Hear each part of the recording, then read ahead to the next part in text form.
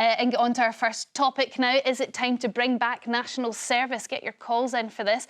The British public could be called up to fight if the UK goes to war because the military is too small. That's according to the head of the army. General Sir Patrick Sanders is due to speak today and will say that the government needs to mobilise the nation in the event of war with Russia.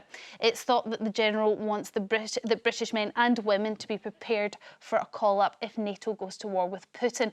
This comes after a senior NATO military official warned that private citizens should be prepared for all-out war with Russia in the next 20 years. With that in mind, is national service the answer? Angela, what do you think? Unequivocally, yes, absolutely.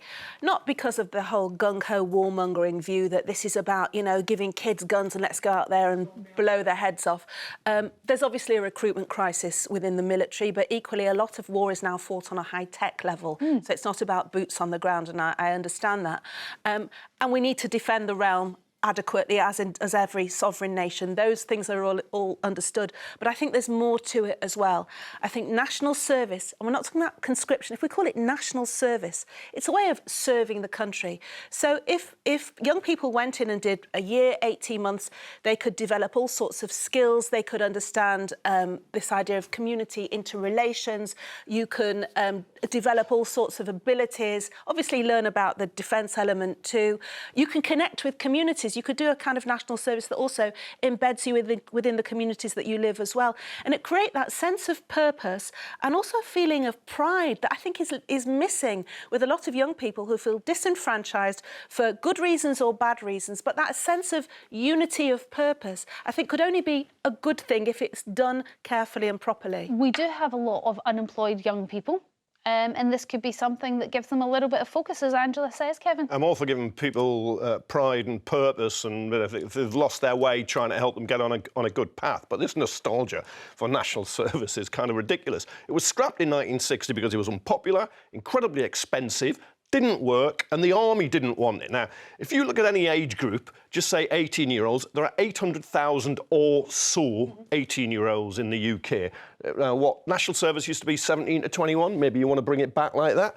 If you do a year, you're going to have like 10 times as many people doing national services in the army, which is about 77,000 people now. How are you going to train them? What are you going to do? How are you going to pay it? Look, it's nonsense. The army doesn't want it. This general's off. I think he's at an armoured vehicles trade fair today. He'll be thinking of his future probably in the private sector to come. We're in NATO, so you're not going to fight Russia on your own. We don't have a land border with Russia, so it's not going to be like Ukraine. Look, if you want to boost Britain's defence and spend more, I get that. But the way to do that would be to pay soldiers better, professional soldiers, then we'd recruit more, because at the moment people won't go in. It's not wasting your time and your money on a very unpopular scheme that will not work. Interesting. Well, we're joined now by Conservative politician and former chair of the Defence Select Committee, Tobias Ellwood. Now, you have a lot of experience in this sector, Tobias. What do you make of what the head of the army has been saying? We need to mobilise the nation. How do we do that? Yeah, I mean, very interesting discussion about conscription, which is really interesting. I mean, I grew up in different countries across Europe. They had conscription, but not just to join the armed forces. But you did 1 year, which was selfless. It was for your nation. It could be in the Army, the Air Force, the Navy, but it could also be in the Ambulance Service, the Forestry Commission, the Mountain Rescue, the Coast Guard. It would be doing something, learning about your nation and learning about yourself and learning about your character, developing 1 year, 8 months actually it was, before you would go to university or start a career. I think it's quite an interesting concept, particularly with providing a sense of focus and I think a sense of pride and community and support and reverence to your country.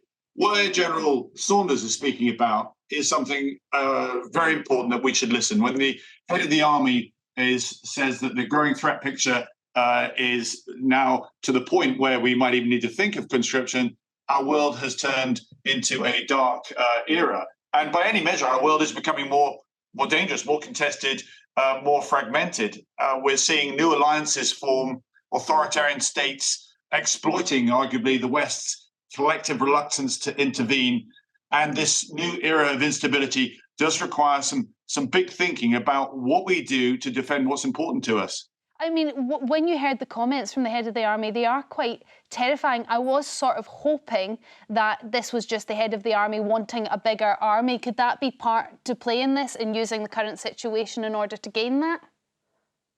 I understand that. I get that criticism all the time. General Sir Patrick Saunders is actually retiring, so he's now free to speak his mind. I've actually been calling, along with some colleagues, that we need to advance defence spending to 2.5% because of what is coming over the horizon. There is a 1937 feel to the world right now as authoritarian states are rearming, and the West has yet to rekindle that sort of Cold War statecraft to stand up to what's going on. So the world is being exploited, I think, by the inability of our global order to be able to stand up to these errant states. And the best example is in the Red Sea and indeed Ukraine, where what happens abroad ripples and affects our economy in the UK. And it shows the link, the symbiotic link between having a strong security and having a strong economy. They are now interlinked. One affects the other. If you don't have good security, your economy is affected. Half of our GDP is affected by international headwinds. If we don't stand up in the Red Sea, if we don't support what's going on in the Black Sea as well, that affects our economy. It affects people's pockets here in the UK. Our military personnel seems to be at an all-time low, sort of across the board in all of the military sectors. Why is that? Again, it goes back to the end of the Cold War, where we had, how many did we have? 36 fast jet squadrons. We're down to 6 today. We had 5 divisions in the Army. We're down to 1 today. The Navy, we had 50 frigates and destroyers. We're down to 15 today. So it's progressive. A series of governments have failed to invest because the world was looking at moving towards a better place. Globalization was being embraced by absolutely everybody. We thought China would mature to be a global statesman, but that didn't happen. We now see that our world has entered, I'm afraid, a very, very rocky period indeed, and some big questions of what we're going to do about it. As I think Kevin was just touching on, it isn't Britain that will act alone. We need to work in concert with other nations. But Britain has always had a duty to step forward as an exemplar, as a convening power. We can only do that if we improve our defence posture, so we can have the hard power to be that exemplar and invite other nations to join us to stand up and defend our international rules-based order. OK, stay with us, Tobias. We're going to take some calls now. Chris from Belfast, you're up first. What do you think about national service? Do you think it would be a good idea to bring it back? Yes, I do, to be honest with you. I really think it's a good idea. I was in the TA. I joined the TA in 1980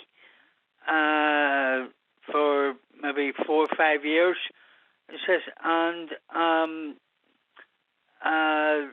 if I remember right now, when the war in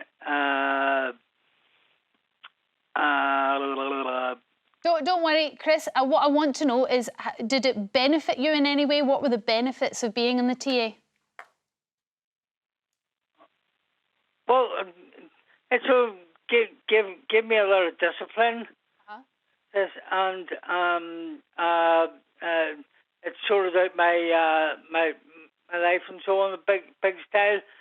So yes, I think everybody should do a wee bit of that. And it would be beneficial for people. What do you? I mean, Chris is saying that it helped his life, sorted it out. Yeah, Chris, I think in Northern Ireland you'd probably get a split 50-50 on whether you want to bring national service back, depending on which community you're from. But you can get that discipline in an apprenticeship, in a good job. You go to college, you go to university. You can get it in lots of other ways. It'll be far more productive than having people marching around a square. OK, Christine from Middlesbrough, what's your thoughts on national service? 100% back it. I look around the streets. I have a son and daughter who served in the forces, and as a mother, I was sad to see them go, but thank goodness they went into the forces. It gave them a prospect for the future. It gave them obedience. It gave them awareness. It was an absolutely marvellous decision. And I look around the streets now and see these youngsters. God love them. They've got no future. They're looking to whatever in the future. Christine, it's just sad. You've got lots of support. Sad to see them. Christine, you've got lots of support in the panel. We've got Tobias nodding, Angela nodding. Here's my question for you, though. Your son and your daughter electively volunteered to go to be in the army. Now, if we are forcing people to do national service and we are conscripting people sort of against their will, then you've got an army that's weaker, surely. It wouldn't be good for the strength of our military. Look, everybody goes into a new venture, not knowing the outcome, not knowing the one. Once they get into that situation in the forces, they will see the benefits. They've got the camaraderie. They've got the friendship that they've never experienced before. They've got the experiences of going to other countries. It is an absolutely marvellous life if you just buckle down and get on with it. And that's what a lot of our youngsters, they haven't got anything to look forward to.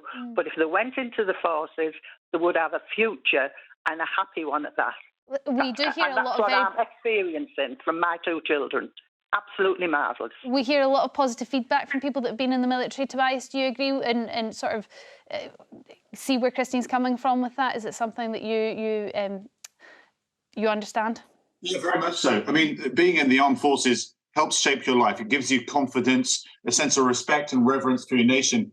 As I mentioned before, if you're going to introduce conscription, it isn't for everybody. Make that really, really clear. There are some people that would object to going anywhere near anything to do with the armed forces. That doesn't prevent you from joining, as I say, one of these other services that can help support Britain. But what General Saunders was talking about was not a big discussion about the benefits of conscription. He was actually saying the world's getting more dangerous. There is a threat of Russia joining up with other like-minded nations to change the lines on the map in Europe. And once again, we're going to have to up-arm and protect Britain's interests along with our allies. That's quite ominous. I just want to say as well, thanks, Christine, for your call.